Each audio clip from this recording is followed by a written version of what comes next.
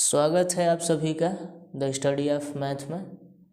आज के वीडियो में हम लोग अंक और संख्या के बारे में पढ़ेंगे और कमेंट्स के माध्यम से आप ज़रूर हमें सूचित कीजिएगा कि ये वीडियो आपको कितना अच्छा लगा और पहले से आप कितना इसके बारे में जानते थे और इस वीडियो को देखने के बाद आप क्या नया सीखे।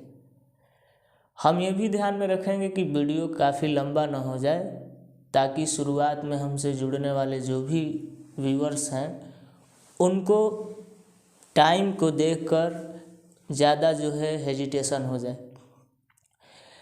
तो आज हम लोग अंक और संख्या के बारे में जानेंगे। आइए इसके बारे में हम लोग जानते हैं। इसमें सबसे पहले आपका अंक आता है। इसे अंग्रेजी में डिजिट्स कहते हैं।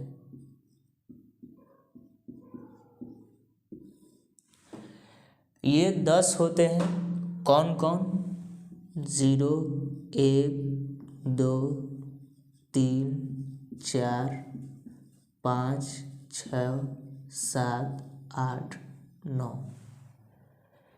अर्थात ये कुल मिलाकर 10 हैं और इन 10 के आधार पे ही संख्या का विकास हुआ है। इसमें शून्य को लेकर विवादास्पद विषय है, क्योंकि शून्य को भारत में ही खोजा गया है और इस पे 2 गणितज्ञों का जो है श्रेय ज़्यादा जाता है। माना जाता है कि आर्यभट्ट का इसमें योगदान सबसे ज़्यादा रहा है। किसी किसी का मत है कि ब्रह्मगुप्त का जो है इसमें योगदान ज़्यादा रहा। तो हम लोग कभी इसके बारे में अलग वीडियो में चर्चा करेंगे। फिलहाल हम लोग जानते हैं कि कुल मिलाकर अंक 10 होते हैं और इन अंकों के सहायता से ही संख्या का विकास हुआ है। तो संख्या हम लोग जानते हैं कि संख्या क्या है।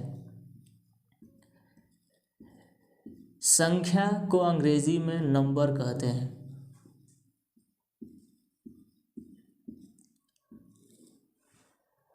नंबर और अंक्स में आप अगर अंतर समझना चाहें तो 2-3 उदाहरण के माध्यम से आप समझ सकते हैं। जैसे अगर कोई कहे कि आप अपना मोबाइल नंबर दीजिए, तो उस समय आप अपना एक ही मोबाइल नंबर देते हैं।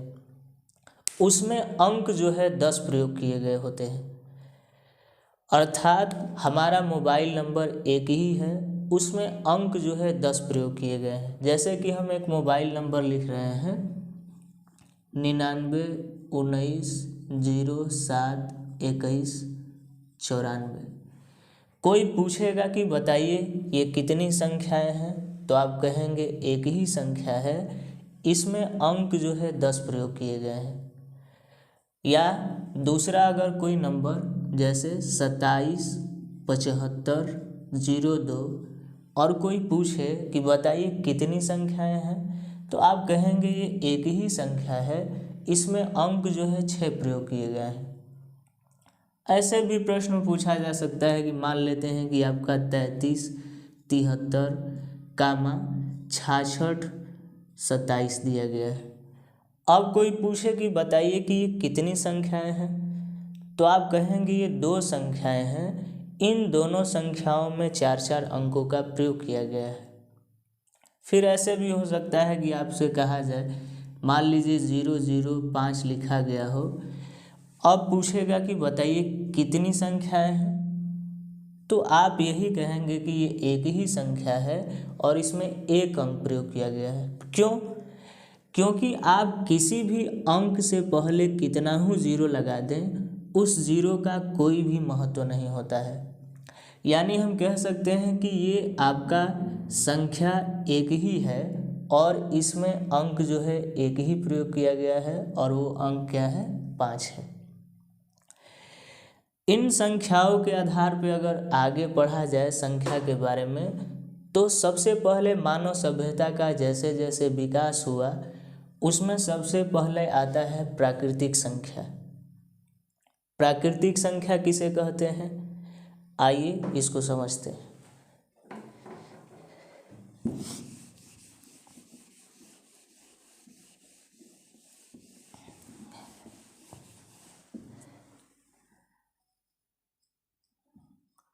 प्राकृतिक संख्या या संख्याएं, इसे अंग्रेजी में नेचुरल नंबर कहते हैं।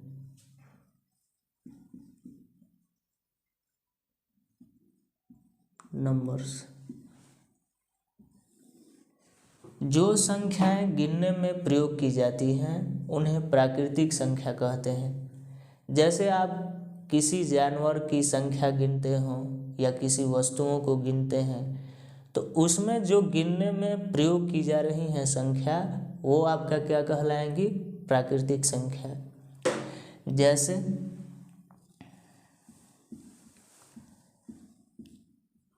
1 2 3 4 डैश डैश इन्फिनिटिव, इसे अनंत कहते हैं और अंग्रेजी में इसका नाम इनफाइनाइट है। इसको हिंदी में एक और नाम से जानते हैं, आगे इसमें पढ़ा जाएगा। खहर इसे कहते हैं, खहर या अनंत। अब आपसे प्रश्न ये पूछा जा सकता है कि बताइए कि सबसे छोटी प्राकृतिक संख्या क्या है? तो सबसे छोटी प्राकृतिक संख्या आपका 1 है। कहा गया जाएगा कि क्या सबसे बड़ी प्राकृतिक संख्या बताया जा सकता है? तो सबसे बड़ी प्राकृतिक संख्या नहीं बताया जा सकता है। ऐसा इसलिए क्योंकि आप जो प्राकृतिक संख्या बड़ा मान रहे हैं उस संख्या से भी बड़ी प्राकृतिक संख्या का अस्तित्व है।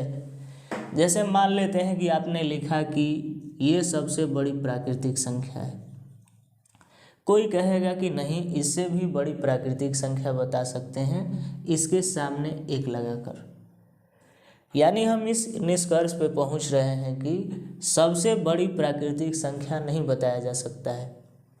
प्राकृतिक संख्या को व्यक्त करने का जो संकेत होता है वह n होता है, लेकिन इस n में एक चीज़ ये थोड़ा विशेष है कि ये आपका लाइन जो है मोटा रहेगा। आप किताब में देखेंगे तो आपका यहाँ पे डार्क लाइन होगा, काली लाइन होगी जो सबसे मोटी होगी इन भागों में। इसके बाद आता है आपका पूर्ण संख्या।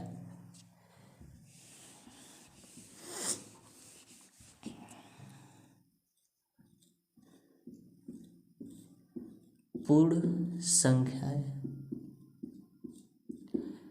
इसे अंग्रेजी में होल नंबर कहते हैं।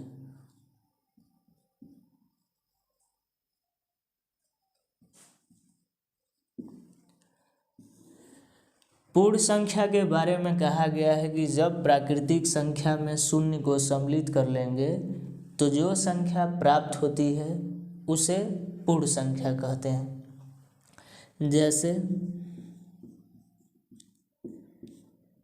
0 1 2 3 4 डैश डैश इन्फिनिटी तक।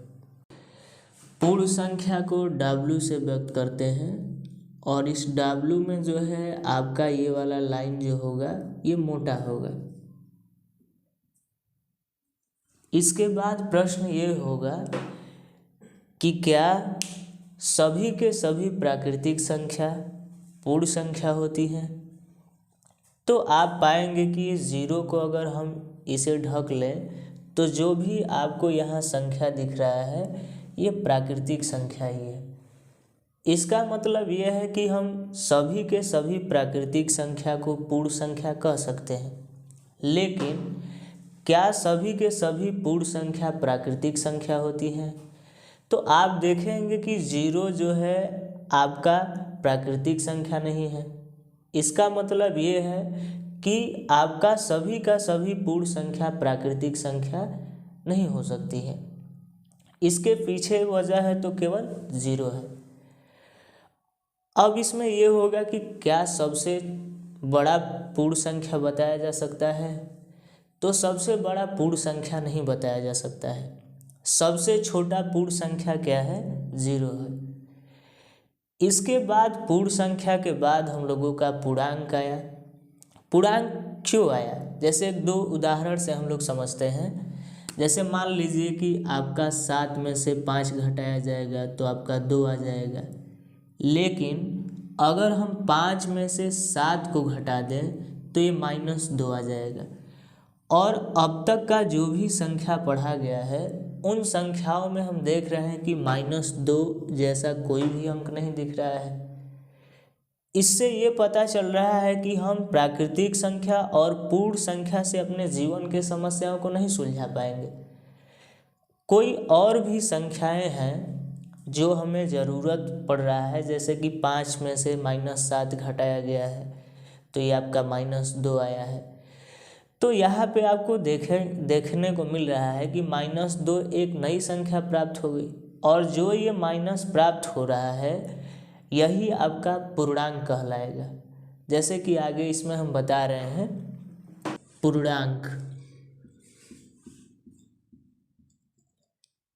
इसे इंग्लिश में इंटीजर्स कहते हैं।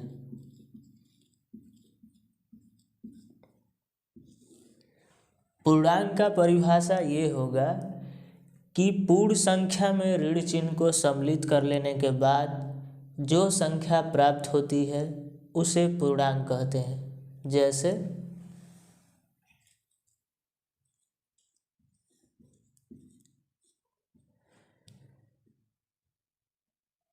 एक संख्या रेखा हमने खींच लिया है और इस संख्या रेखा पे बीच में जो है आपका 0 होता है, दाहिने तरफ जो होता है आपका प्लस होता है, और बाएं तरफ जो होता है आपका क्या होता है, माइनस होता है। -1, -2, -3, -इन्फिनिटिव। यह आपका संख्या रेखा अनंत सीमा तक बढ़ सकता है, इसीलिए हमने दोनों तरफ पे तीर का निशान लगाया हुआ है। ये भी आपको जानना है कि हर एक माइनस जो है पूर्णांक धन पूर्णांक से छोटा होता है, यानी आप जैसे जैसे बाएं की तरफ बढ़ते जाएंगे तो आप पाएंगे कि उसका मान जो है कम होता जाएगा, लेकिन हम जैसे जैसे दाहिने तरफ शून्य के बढ़ेंगे तो इसका मान क्या होगा, बढ़ता जाएगा। संख्या रेखा में कभी कभी जब आप पढ़ेंगे तो निर्देशांक ज्यामिति, और इसमें जो है आप 0 और ओ में फ़र्क जो है करना थोड़ा मुश्किल होने लगता है।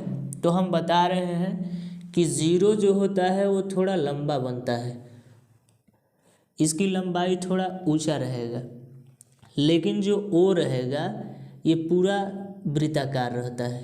तो ये फ़र्क आप देख सकते हैं संख्या रेखा पे कि अगर आपका ये लंबाई थोड़ा ऊंचा होगा और आपका ये पूरा वृत्ताकार होगा तो ये ओ है और ये क्या है, 0 है। पूर्णांक को z से व्यक्त करते हैं, और इसमें आपका ये लाइन थोड़ा मोटा रहेगा, और यहाँ पे आप ध्यान देंगे कि ये वाला आपका जो है ये ऐसे बना हुआ है, और फिर ये वाला आपका लाइन जो है ऐसे बना हुआ है। आप किताब में इन बारीकियों का ध्यान दीजिएगा, आपको स्पष्ट वो नज़र आने लगेंगी। वहाँ पे मोटा लाइन दिया गया है। प्रश्न अब ये है कि क्या सभी के सभी पूर्णांक आपका पूर्ण संख्या हो सकता है? तो आप देखेंगे कि -3, -2, -1 इस पूर्ण संख्या में नहीं है, अर्थात सभी के सभी पूर्णांक पूर्ण संख्या नहीं हो सकता है। फिर आप कहेंगे कि क्या सभी के सभी पूर्णांक प्राकृतिक संख्या हो सकता है? तो सभी के सभी पूर्णांक प्राकृतिक संख्या नहीं हो सकता है। इसका मुख्य वजह है -1, -3, -2, 0। अब प्रश्न ये है कि क्या सभी के सभी प्राकृतिक संख्या पूर्णांक हो सकता है? तो आप इसे 0 तक यहाँ से ढक लीजिए। आप देखेंगे कि ये संख्या रेखा पे जो भी आपका संख्या दिख रहा है ये प्राकृतिक संख्या है, यानी सभी के सभी प्राकृतिक संख्या पूर्णांक हो सकते हैं, और सभी के सभी पूर्ण संख्या पूर्णांक हो सकता है। आज के लिए इतना ही। हम लोग बहुत जल्दी ही दूसरे वीडियो में इसके मिलेंगे। अगर आपको वीडियो पसंद आया हो तो आप कमेंट्स के माध्यम से ज़रूर हमें सूचित कीजिए और आप ज़रूर बताइएगा कि कहीं आपको वीडियो ज़्यादा लंबा तो नहीं लगा। अगली बार से हम ज़रूर कोशिश करेंगे कि वीडियो को और संक्षेप रखा जाए। और आपको वीडियो ठीक लगा हो तो लाइक और सब्सक्राइब और शेयर ज़रूर कीजिएगा ताकि हम लोगों को थोड़ा हौसला मिल सके। धन्यवाद आप सभी का।